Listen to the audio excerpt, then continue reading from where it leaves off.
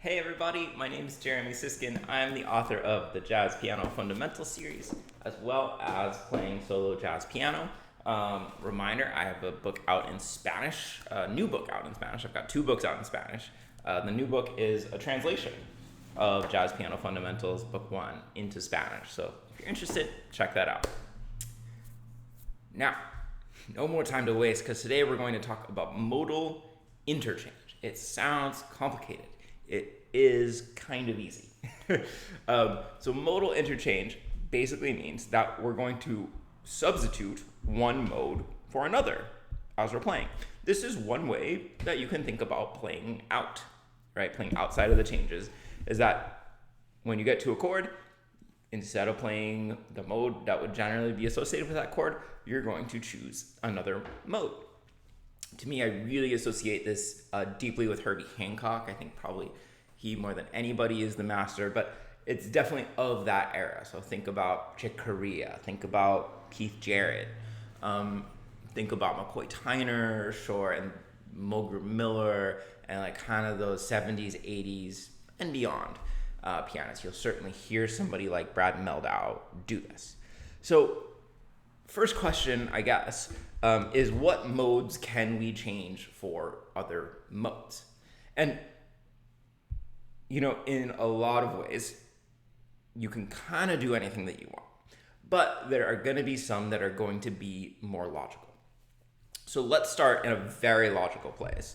And let's start in major key versus minor key. And we could think about parallel major versus parallel minor. Okay, so here, if we have a major 2-5-1, like D minor 7, G7 to C major, we can trade these chords, probably not the major chord, we can trade particularly the 2 chord and the 5 chord for the chords that would come from the parallel minor, which means C minor in this case. So, right, the 2 in a minor key, many of you know, would be a half diminished chord rather than a minor 7. The 5 would be a dominant 7th with a flat 9 and a flat 13. So very similar chords. And then the 1 we probably don't want to mess with. So instead of, maybe we want to play, right? So it's just a slight change of color. I think it's a little bit more compelling and interesting going in the reverse way. And by the way, there's a specific name for this when we draw a chord, when we exchange chords in major keys for chords in minor keys, and that is modal mixture. Or there's another word that will come to me later. Let's go with modal mixture for now. Modal borrowing, that's the other term. So if we're in C minor, that would be our normal 2-5-1. So here's our 2-5-1. I guess that should technically be a lowercase 1 there. 2-5-1 minor. So here, it really sounds out if we borrow from the major key. So if instead of taking the half diminished 2 and the 5 with a flat 9 and a flat 13, we use those natural notes. So let's say I'm in C minor. I plan a normal 2-5-1, just establishing the key. Now listen for this one.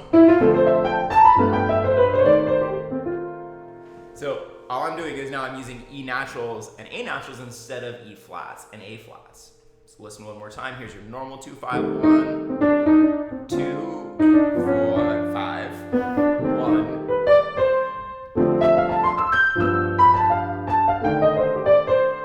Okay, so it sounds like I'm playing a little bit out. It sounds like I'm being super colorful. But in fact, all that I'm really doing is I'm borrowing the 2 and the 5 from the major key, which means, you know, in the most literal sense, I'm taking an E natural and an A natural instead of an E flat and an A flat. Okay, so now beyond the 2-5-1, you know, we could also substitute minor chords for other diatonic chords in the major key. Like, for instance, a 6 chord, right, would often come before the 2. So there's the 6 chord. If we're in a minor key, this would also be a half diminished chord. And so that would flip on the other side, right? The 6 chord in minor could kind of be a few different things. It could be like A flat major 7 too.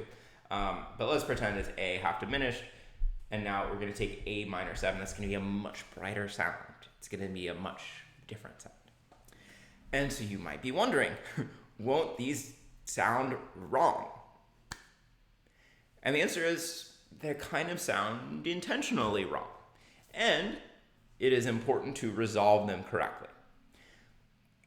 I also probably would not do this if you're playing with a lot of other people who are defining the chord. So if you're playing in a big band and there's backgrounds and they're playing a specific chord, I probably wouldn't play these notes that are going to clash. If you're playing with a guitar player as the pianist, right, and you know that they're going to be strongly defining the chords, I probably wouldn't do this kind of thing. It also kind of depends what sorts of voicings people are playing with you. For instance, you know, if we're playing like really thick, here's my A minor, I'm defining every one of the chord tones, it's not going to sound great to, you know, go all over it. But if I'm playing maybe quartal voicings, and I'm playing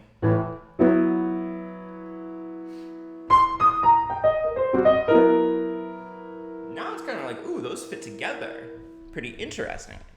So this is one of the reasons why we use different kinds of voicings if we're going to kind of venture further and further outside the changes.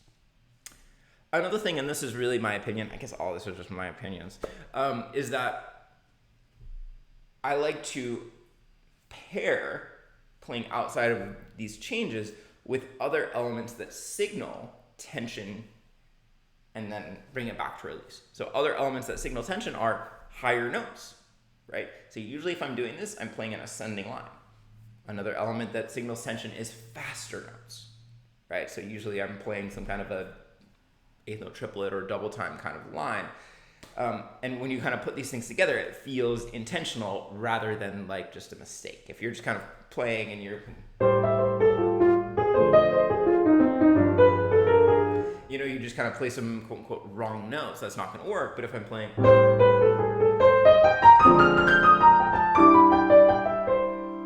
right? If I go up, if I kind of reach, if I increase the velocity, the speed, that helps. Okay, so this modal mixture or modal borrowing is one way that you can use modal interchange. The other kind of main strain I think of, this is all just me, as finding closely related modes. Okay, so for instance, you know, if I'm on C major 7, to me my most closely, you know, so usually I play Ionian, I'd play the C major scale. To me, my most closely related mode is Lydian, right? And right, Lydian is like the Ionian with a sharp 4. It's closely related because there's only one note difference, and it doesn't change any of the notes that are like highly associated with the chord, right? It doesn't change the 3rd or the 7th. Whereas Mixolydian, you know, does kind of change the, you know, that changes the 7th, that really changes the character. Or, you know, slightly further away would be Lydian augmented, right? The major scale with a sharp 4 and sharp 5. And let me show you an example, and then we'll come back and we'll find some other closely related modes. This is Alone Together. And I find it very common that as musicians get to this D major at the end of the A section, instead of playing Ionian, they'll play usually Lydian. So I'm going to take it from the 3rd line, and I'm going to show you first with Ionian, and then I'll show you with Lydian.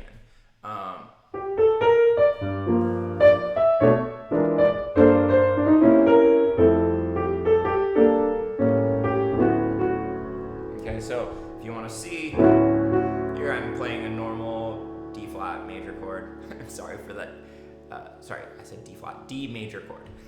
I'm looking at the D flat on the screen, which should really be notated as a C sharp.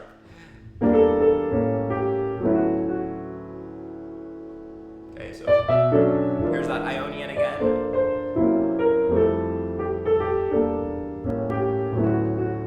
Here it is with Lydian.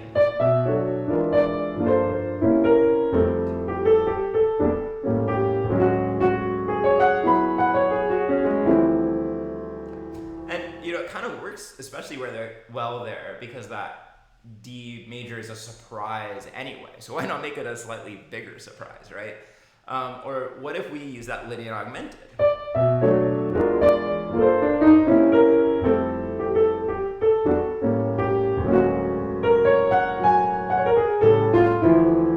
Okay, so that's even more surprising. We could even use the Harmonic Major. That's another, I think we could definitely list that as a closely related scale. The Harmonic Major is like the major scale with a sharp 6. Is that correct?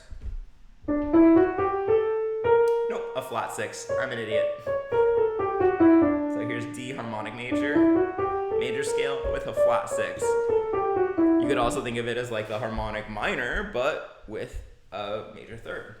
So if I take it, sorry, I'm taking it from this place.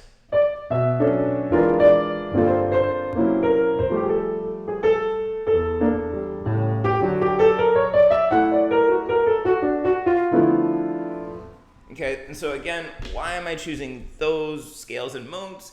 Because they only change one, or in one case, 2 notes from my original mode, and they don't change the third and the 7th. So if we have, let's say we have Dorian instead, now we have to think about what are some ways that we could change this. So probably an obvious one to most of you would be Aeolian, right? That's just the Dorian with a flat 6. Maybe slightly less obvious, but just as important, I think, is using Melodic Minor. And these two are often kind of exchanged for one another. So, right, Melodic Minor is like the Dorian mode with a raised 7th.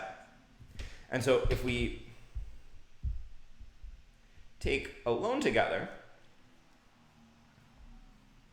let's look a little closer. So let's look at this. Let's see, where do I want to do it? Let's look at this G minor 7 that was already kind of. It was written as though it's supposed to be Dorian.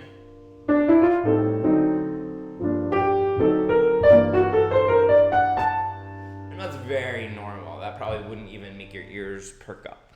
But what about in these little 2 5s? What if I substitute B melodic minor for B minor 7 and G melodic minor for Dorian on G minor 7? So, ooh, that's pretty hip, right? With that raised 7.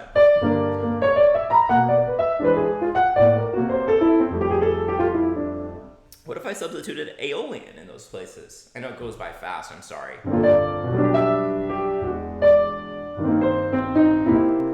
I could definitely hear Herbie doing something like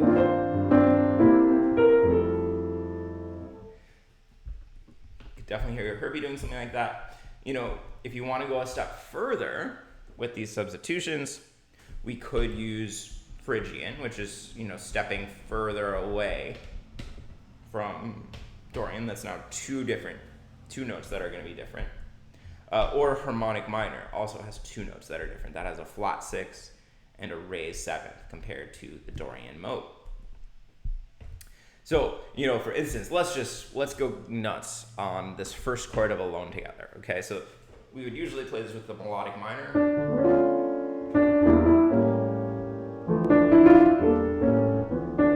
Okay, but I'm gonna go full Herbie Hancock. Could be the worst possible version of Herbie Hancock, and I'm gonna play Phrygian there instead.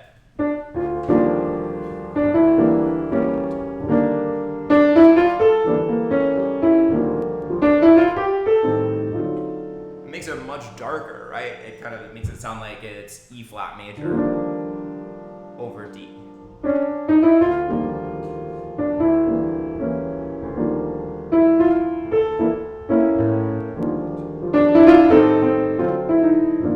I'll go Phrygian here as well.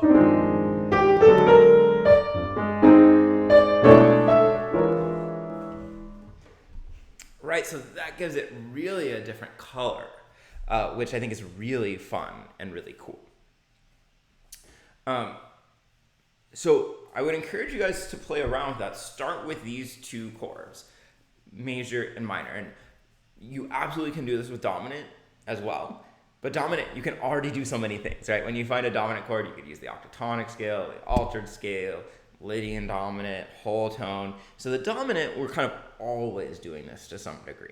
But start with these two, as well as with those examples of changing between major and minor. All right, y'all, I hope that you enjoyed this. This was a fun one for me to teach. I love just being like, let's change chords. If you dug this, I think playing solo jazz piano would probably be a good level for you because it kind of deals with things with some musical complexity, like what we're talking about. Cool. If you watch this far, why don't you comment with a la mode? Because we're talking about modes and modal borrowing. I'll see y'all later.